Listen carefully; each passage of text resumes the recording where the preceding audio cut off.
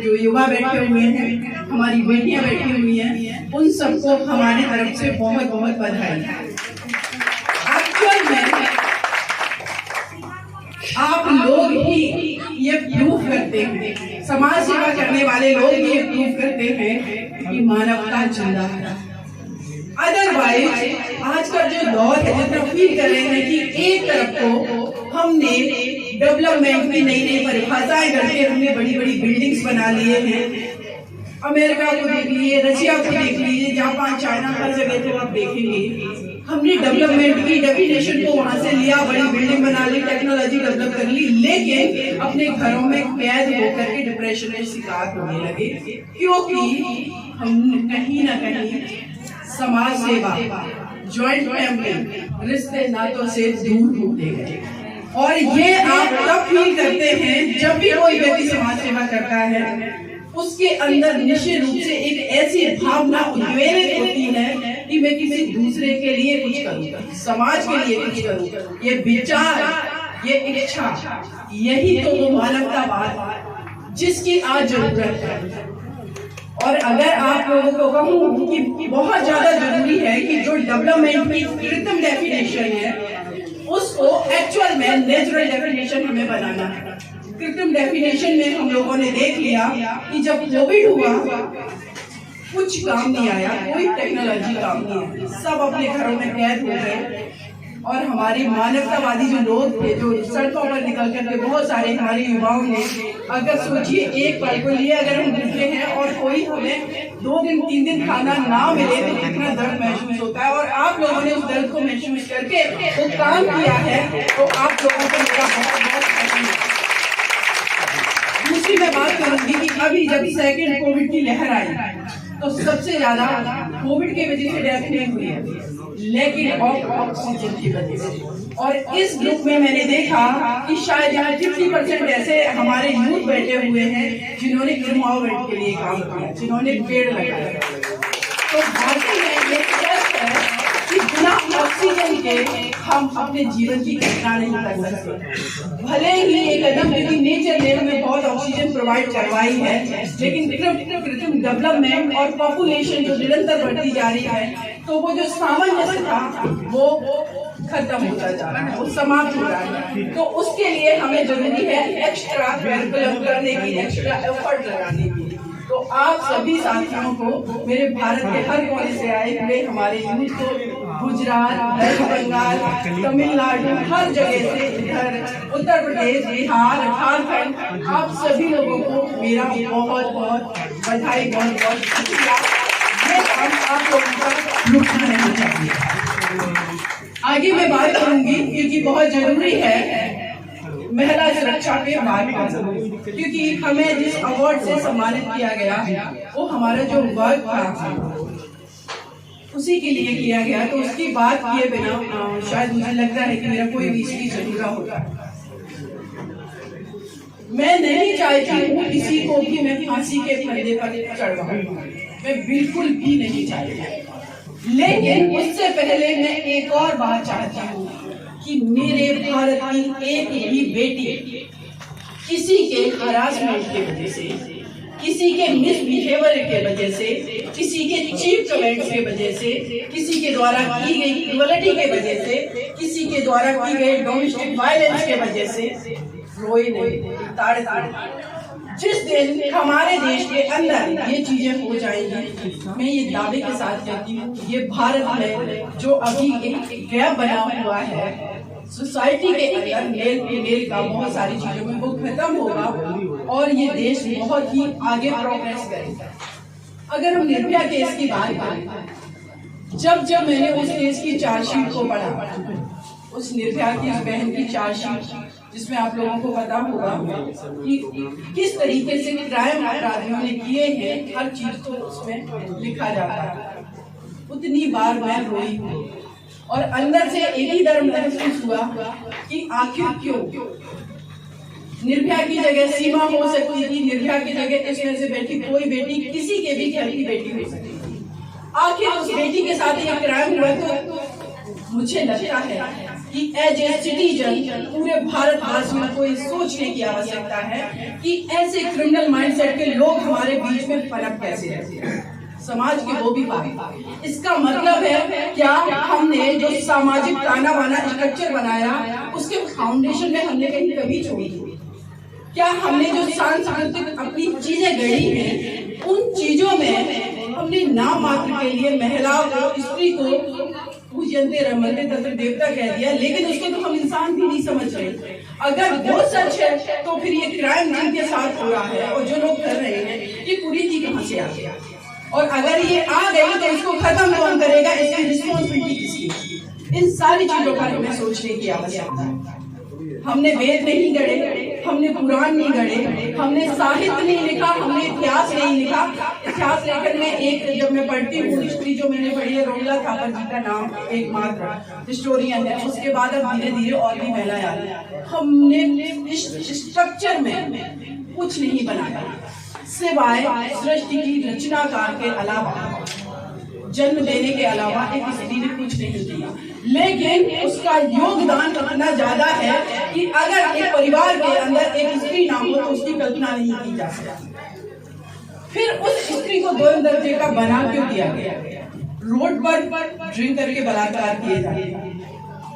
मेरे पास domestic violence के cases आते हैं। कभी आप कल्पना करिए कि आपके घर में एक बच्ची जो पैदा होती है, हमारा जो फैमिली का फाउंडेशन है, जो स्ट्रक्चर है, उसको एक बार आप सोचिए, हम जड़ तक जाने की कोशिश नहीं करते हैं। एक बच्ची और एक बेटा, आपका बेटा बेटी है, बेटी के लिए हम डॉगी इकट्ठा करना शुरू कर देते हैं और बेटे के लिए हम बिजनेस या फिर उसकी अच्छी स्कूलिंग, इन सारी चीजों के बारे में सोचते हैं। एक्चुअल में सरकार, समाज, ये लोग नहीं, हम खुद अपने घर में बेटियों के साथ भेदभाव शुरू कर देते हैं। 2005 में संपत्ति का अधिकार अधिनियम में संशोधन कर दिया गया और ये कहा गया कि पिता की संपत्ति में बेटी भी इक्वल हिस्सेदार है।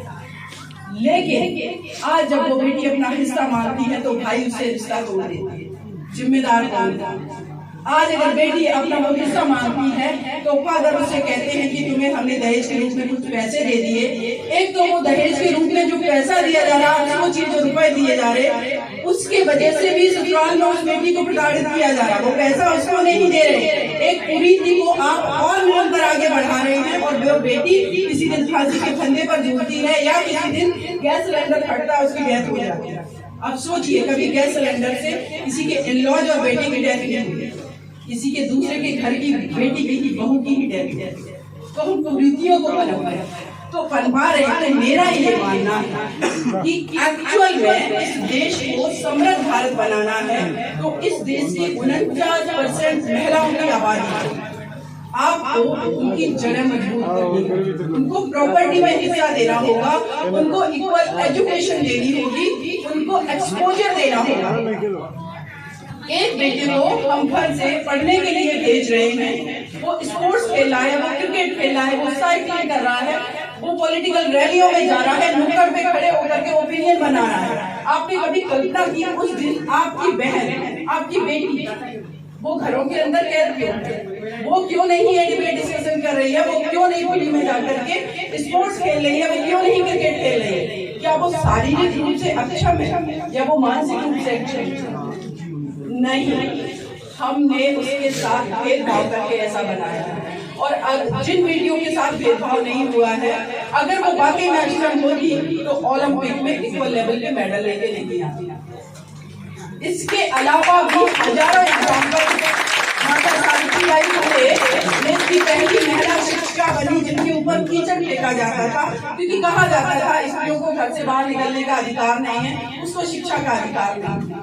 वो स्त्री जो देश की पहली शिक्षिका बनी, उन्होंने स्कूल स्थापित किए। इसका मतलब है मानसिक, भावनात्मक, हर तरीके से बहुत स्ट्रॉन्ग। लेकिन हम अपनी बेटियों को मानसिक, भावनात्मक, आर्थिक, सामाजिक रूप से मजबूत बनाने के लिए उतना प्रयास नहीं कर रहे हैं। लेकिन हम कहते हैं कि महिलाएं सशक्त हो जाएं। तो जो सशक्तिकरण के नॉर्म्स हैं, जो तथ्य हैं, जो चीजें हैं, अगर आप चीजें किसी को प्रोवाइड करवा देंगे तो वो व्यक्ति अपने आप सशक्त हो जाएगा। तो ये बहुत आवश्यक है कि ये जिम्मेदारी आज की डेट में जितनी बेटियों की है वो अपने आप को एम्पावर्ड कर, उतनी ही जिम्मेदारी आपके जैसे युवाओं की। क्योंकि आप एक बार कल्पना करिए, जो आगे भविष्य में आपकी शादी होगी, आपकी पार्टनर अगर इंटेलिजेंट है और वो कुछ प्रूव कर रही है, तो आप अपने उस घर की कल्पना करिए और उस बच्चे की कल्पना करिए जो आपके भविष्य में आने वाला है। वो परिवार समृद्ध होगा, उस परिवार, समाज, देश समृद्ध होगा। तो इक्वल रिस्पॉन्सिबिलिटी आप लोगों की भी है कि आप भी किसी की घर की भी बेटी हो, हमारे घर के उस सबको स्पेस दीजिए, आगे बढ़ने दीजिए। रेप जैसी ये बहुत बड़ी बुराई नहीं है, इसको हम लोग लॉ एंड ऑर्डर ठीक करके इम्प्लीमेंटेशन कानूनों का बना करके, क्योंकि 2013 के बाद लोग हमसे सवाल करते हैं कि जब निर्भया के साथ क्राइम हुआ तो मैम इतने सारे कानून बन गए लेकिन बदलाव क्यों नहीं हुई।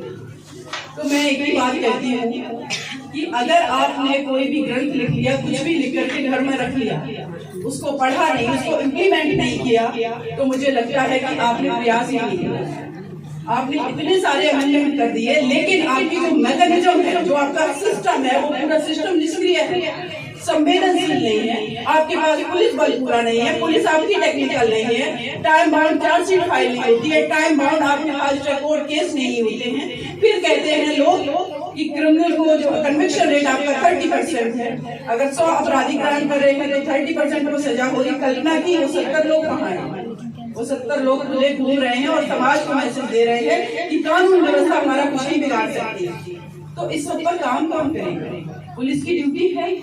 एज ए सामाजिक पर्सन, एज ए नागरिक हमारी जिम्मेदारी है कि इस रीति को खत्म करें। पुलिस की जिम्मेदारी है, जुडिशरी की जिम्मेदारी है, पॉलिटिकल विल पावर की ऐसी होनी चाहिए। लेकिन सब लोग ये कहीं ना कहीं कहते हैं कि ये कमियां हैं, खत्म होनी चाहिए, लेकिन रिस्पॉन्सिबिलिटी कौन लेगा इसकी? तो अगर एज ए सिटीजन हम सब रिस्पॉन्सिबिलिटी लेते और जो व्यक्ति जहाँ पर है, कुछ एक्स्ट्रा किसी को करने की जरूरत नहीं, जो व्यक्ति जिस पद पर है, जिस औहदे पर है, वो सिर्फ अपनी जिम्मेदारी ईमानदारी से मेहनत करके निभा दे, इस देश में बहुत कुछ बदल सकता है। और मैं ऐसा ही उम्मीद करती हूँ कि हमारे बच्चे IAS, IPS, IAS ऑफिसर बनेंगे, पॉलिटिशियन बनेंगे, पत्रकार बनेंगे, ये सब लोग आप ही लोग बदलाव लाएंगे। और एक चीज मैं कहूँगी, ट्रेंड में फंस के कभी मत रहना कि ये पैटर्न चला रहा, हम इसी पे काम करेंगे। दादा ने ये कहा था तो वो सच है। तर्क करना जरूरी है, तर्क से आप तलाश करते हो, तलाश से आप सही निर्णय पे पहुंचोगे। और अगर आपने तर्क किया और सही निर्णय पे पहुंचे तो एक दिन आप उदाहरण पेश करूंगी। मैं भी वकालत के फील्ड में आई, मैं ऐसे नहीं कहती हूँ कि मेरे से पहले वकील नहीं, बहुत लोगों ने अच्छा काम किया, लेकिन दिन रात मैंने अभी कभी बताऊंगी आप लोगों को, कभी और मौका मिलेगा कि पैसे सिर्फ घर से नहीं लगाए, उधार लेकर के केस लड़ा, क्योंकि उस बिटिया को न्याय दिलाने के लिए देश की 49% आबादी की आवाज भी बन गई। तो इस तरीके से वो ट्रेंड लोग कहते हैं कि वकील को घर बिखा देते जमीन बनकर, नहीं, ऐसा कैसे हो सकता है? अगर वो दर्द मैं महसूस कर सकती हूँ कि मेरी बहन हो सकती थी, तो सीमा उस बहन के लिए जो भी एफर्ट लगाती वो निर्भया के लिए भी लगाई। तो आप लोग भी अपने तरीके से बनाएंगे, अपने तरीके से आगे बढ़े, और यही होना चाहिए। क्योंकि अगर हम धरने पर चली आई चीजों से ही आगे बढ़ते रहे तो इस देश में क्रिएटिविटी खत्म हो जाएगी, इन्वेंशन खत्म हो जाएगी। आप लोगों को इन्वेंशन करना है, आपको आगे बढ़ना है, क्रिएटिव बनना है। और इस भारत को आखिर जुकरबर्ग लंदन में ही क्यों पैदा हो रहा है? क्योंकि क्रिएटिविटी हमारे परिवार में बच्चों को संस्कार के नाम पे, संस्कार अच्छा है, पिताजी की बात मानो, लेकिन अगर पिताजी लॉजिकल नहीं है तो उनको प्यार से समझाओ। ये सारी चीजें बहुत आवश्यक है। आपके घरों में अगर बेटी है, बहन है, बच्चियां हैं, अगर वो सवाल कर रही है, उनको तर्क करना सिखाइए, उनको लड़ना फिरना सिखाइए। आपके घर की बेटी को कोई बाहर नहीं छेड़ पाएगा। लेकिन जिस बेटी को आप घर में चुप करा देंगे, धीमे बोलना है, कम बोलना है, पतला दिखना है, वो बेटी कैसे फाइट करेगी? आपने उसको घर में कमजोर बना दिया। फिर चाहते आपकी बेटी जाकर सुप्रीम कोर्ट में आर्गुमेंट करे किसी वकील के सामने जिसको एक्सपोजर मिला हुआ है, जो हर चीज जिसको फैसिलिटी मिली हुई है। तो एक पर्सनालिटी डेवलपमेंट के लिए सिर्फ एक सर्टिफिकेट जो है अस्पताल का, जो आपकी एजुकेशन 10th 12th PhD जरूरी नहीं है। डेवलपमेंट के लिए तर्क, तलाश, एक्सपोजर सब कुछ जरूरी है। वो आप अपने आप में मैं कहूँगी कि मेरा भारत वाकई में समृद्ध भारत बनेगा और अमेरिका लंदन से भी बहुत आगे जाएगा, ऐसी उम्मीद करती हूँ। और साथ ही साथ मैं कहूँगी यहाँ डर पैदा है, जीवन एक मिला है, से लेकर के कोई नहीं जानता है कि कितने लोगों ने जन्म लिया और कितने लोगों की डेथ हुई। किसी को नहीं पता, इस मिट्टी में सब दफन हो गए। हम लोग उंगलियों पर सिर्फ उनको गिन रहे हैं जिन्होंने इस देश, इस मानवता, इस समाज के लिए कुछ किया। तो अगर आप लोग चाहते हैं कि हमारे जाने के बाद कोई एक व्यक्ति भी मुझे याद रखे मेरे अच्छे कामों के लिए, तो अपना पूरा जीवन इस देश को, इस समाज को, इस वर्ल्ड को समर्पित कर दीजिए। लेकिन आप लोगों को शुभकामनाएं हैं। जय हिंद, जय भारत। और थैंक यू सो मच सभी हमारे बड़े लोगों का, सभी लोगों का थैंक यू सो मच।